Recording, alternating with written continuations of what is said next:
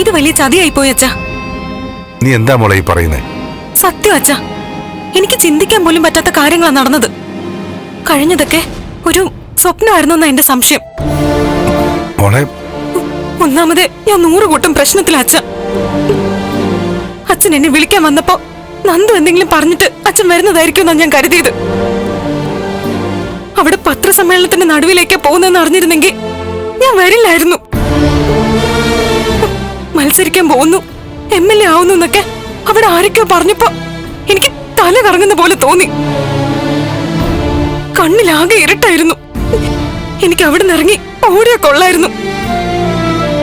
പക്ഷെ കാലുകൾക്ക് ഒരു തളർച്ച വന്നുപോയി. ആദ്യമായി മത്സരിക്കാൻ പോകുന്ന സമയത്ത് പത്രക്കാരുടെ മുമ്പിൽ ഇരിക്കുമ്പോ എനിക്കും ഇതൊക്കെ തന്നെയായിരുന്നു.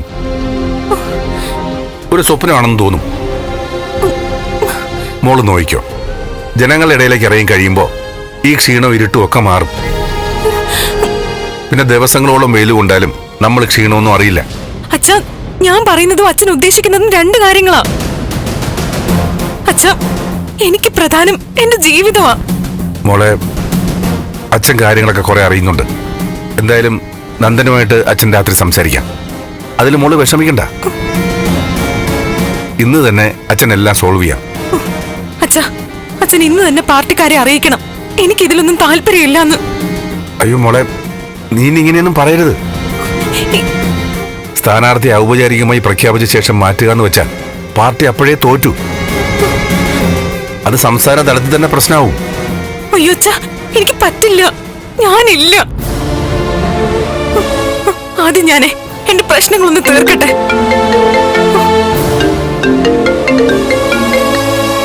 ആ സത്യേന്ദ്ര, ഒരു 5 മിനിറ്റ് ഞാനിതെത്തി. മന്ത്രിയോടൊന്ന് പറയേ. ആ, മോള് സമാധാനമായിട്ട് വീട്ടിലേക്ക് ചെല്ലേ. അച്ഛൻ വന്നിട്ട് മോളുടെ പ്രശ്നങ്ങൾക്ക് തീരുമാനം ഉണ്ടാക്കാം. അയ്യോ, അച്ഛൻ എന്തൊക്കെയാ ഈ പറയുന്നത്? സമാധാനമുള്ള ഒരു മനസ്സോടെ വേണം മത്സരത്തിന് ഇറങ്ങാൻ. അച്ഛനിന്ന് കേന്ദ്ര നേതാക്കളുമായിട്ടൊരു മീറ്റിംഗ് ഉണ്ട്. തെരഞ്ഞെടുപ്പും മോളുടെ സ്ഥാനാർത്ഥിത്വം തന്നെയാണ് വിഷയങ്ങൾ. ഞാൻ വീട്ടിലെത്തിക്കോളാം, മോള് ചെല്ല്. അച്ഛാ,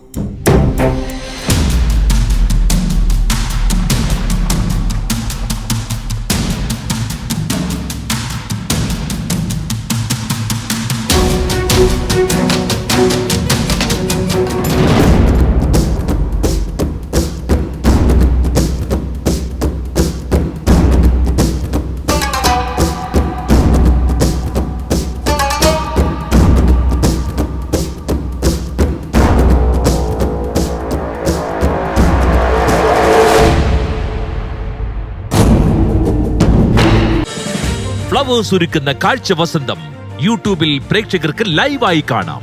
ഫ്ലവേഴ്സ് കോമഡിയിൽ ജോയിൻ ചെയ്യൂ, ആസ്വദിക്കൂ.